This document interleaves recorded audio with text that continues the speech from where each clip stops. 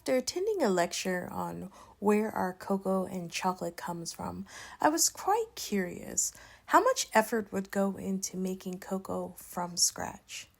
So I ran over to West Side Market to grab some cocoa pods, which will cost you about $17 to $20 per cocoa pod.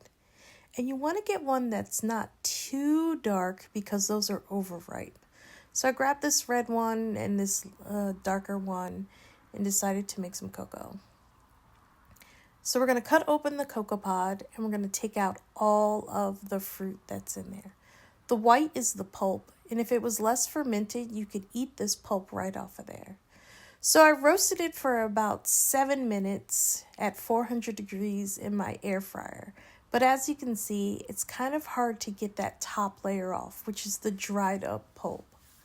So I put it back into the air fryer and I fried it. I put it on air fry at 400 degrees for about 21 minutes in total. And now it's a little bit darker and the pulp, that was the white stuff, is all dried up. You could put this outside for like 6 to 8 days and let them dry, but I decided to do it in the air fryer and speed up the process. And now it's much easier to get that dried pulp off of there so we can get to the actual cocoa bean.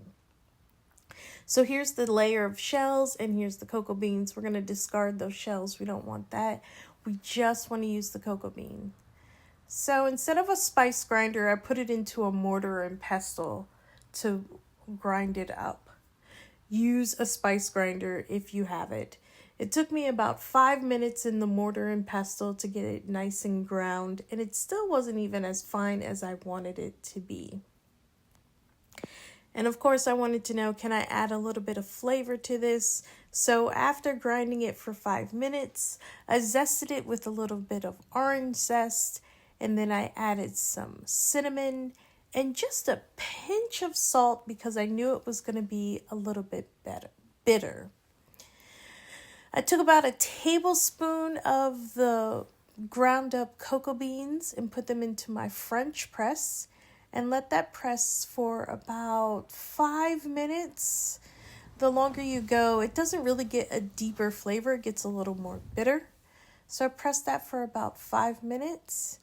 And there you have it, this fresh brewed cocoa that's not as dark as cocoa that's been alkalized, but it is the same flavor notes